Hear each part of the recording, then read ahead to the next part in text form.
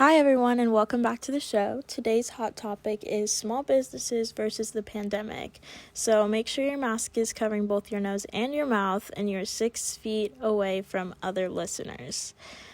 The COVID-19 pandemic is something that has deeply affected everyone in many different ways. Our economy specifically has not experienced something this catastrophic since the Great Depression. The economic depression our country has experienced this year has had detrimental effects on both businesses and employees. What makes each city's economy so distinct throughout the world are not like the mass corporations, it's the small businesses that make each economic environment so unique yet also so fragile. Like most people, I take pride in supporting my small businesses and believe that they make my hometown what it is. Like our local coffee shops, family-owned restaurants, and small boutiques bring so much more personality to our communities. And the pandemic was and still is a huge threat to their functioning and overall ability to stay open and operating. This economic depression took a distinct toll on our small businesses, and in turn, these struggling boutiques, unique restaurants, and local hairdressers are forced to face early onset restrictions and shutdowns, difficulties with government loans, and the striving goal of reopening successfully to keep the individuality of our city. The spring is known for its bounty, and everyone is out and about in our nation's cities, whether it's your hometown or a visit to a big city for the weekend. Tourism and consumerism in general would have been booming if it weren't for the COVID-19 pandemic, and it's hard not to think about what it would have been like. Specifically, our economy in early March was affected, and little did us and these small businesses know that it was only downhill from there. Matthew Hang's New York Times article, Pandemic Decimates Small Businesses, New York City's Beating Heart, provides testimony from interviews with small business owners that revealed these small, unique businesses in the city that make it so diverse that expected a busy spring and summer tourism boom and profits.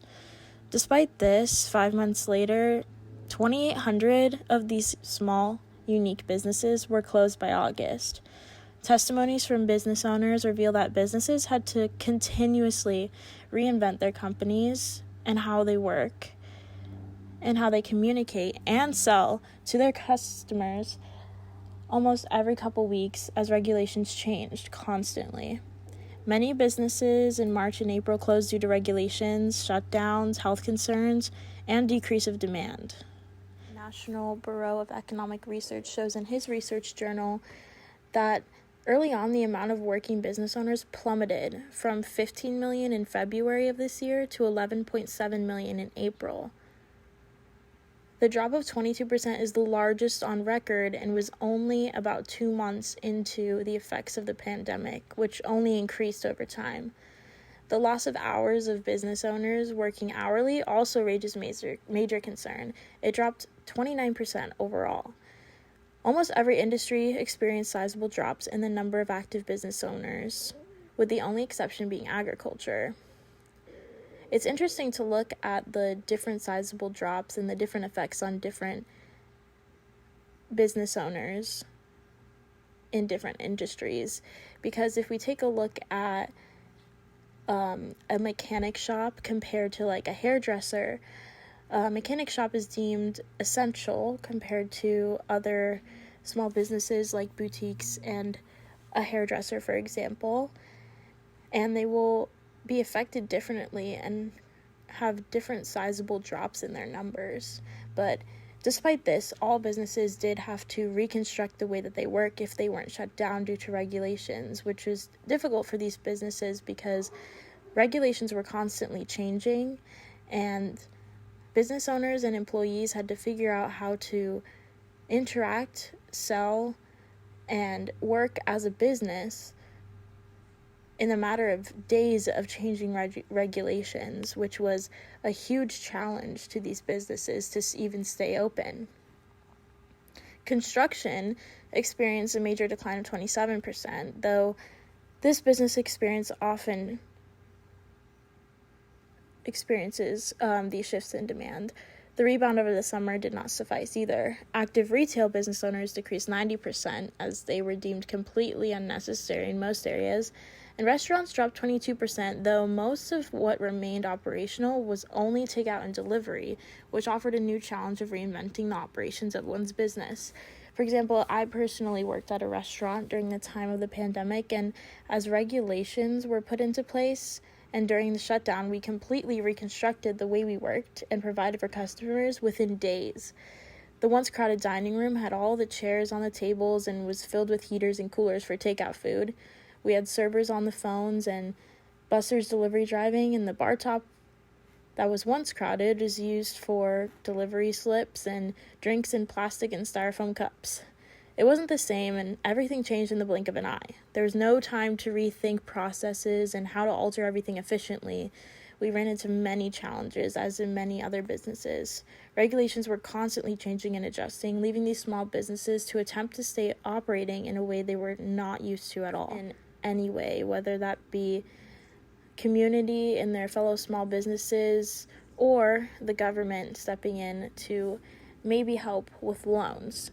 In March, Congress stepped in with life support in the form of the Coronavirus Aid, Relief, and Economic Securities Act, the CARES Act. It was a $2.2 trillion spending program. 75% of the PPP loan given must cover the borrower's payroll costs, and the loan must be used to keep workers on the payroll for an 8-week period after the loan is granted in order to actually qualify for loan forgiveness. Immediately, businesses were running into more obstacles and concerns as processing delays, unexpected changes in loan limits, and time limits on spending caused businesses to be at either an advantage or a great disadvantage after receiving this aid. More than 243 million of the total 349 billion had gone to publicly traded companies with thousands of employees, as the legislation includes an exception to the 500 employee limit for hotel and restaurant chains. Many small businesses that received the PPP loan were under the impression that they needed to spend this money within 6 weeks in order to qualify for loan forgiveness, which is absolutely crucial. Unfortunately, most businesses prioritize speed over efficiency, leaving them at a huge disadvantage. In another perspective, businesses that were shut down at the beginning did not receive their loans until the rules changed in June, putting them at an advantage despite their previous disadvantage and extreme loss in the spring.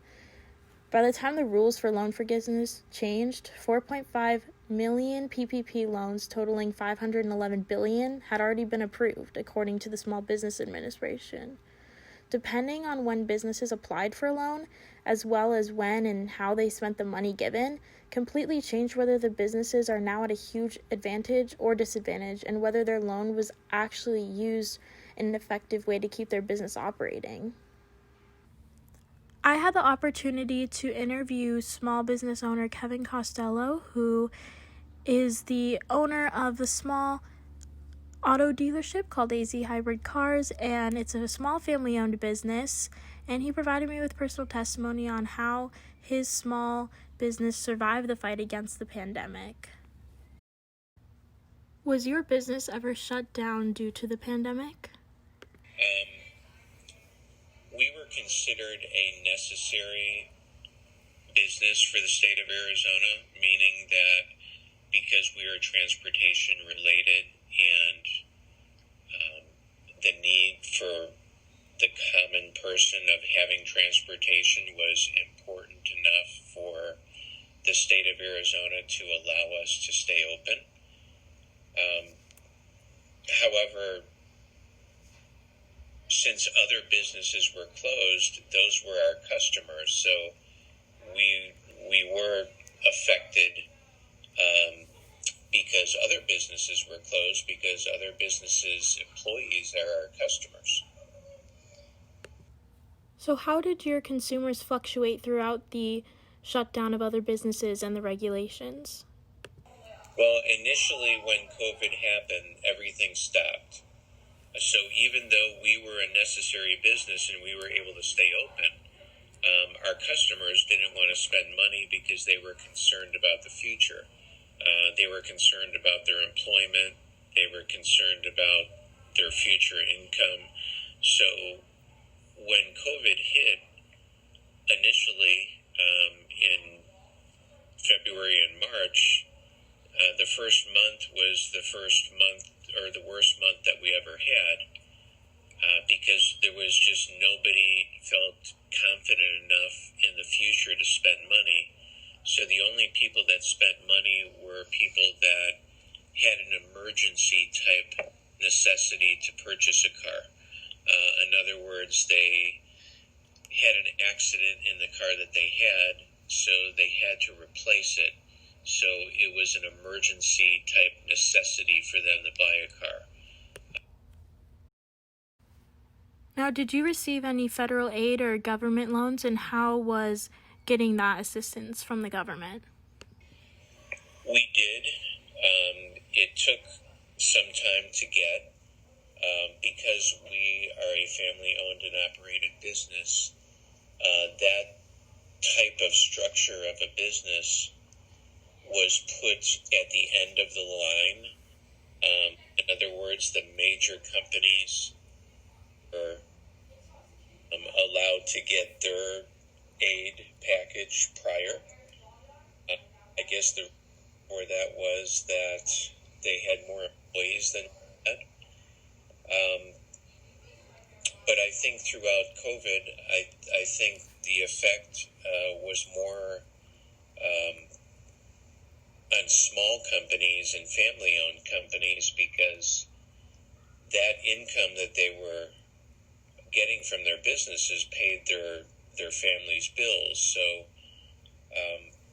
these larger companies can close a branch temporarily and eventually reopen, and all it's doing is affecting their income for that year's stockholders. But for a family-run business and a small business, that's how that family pays their bills. So when they're affected, it's really a hardship for them.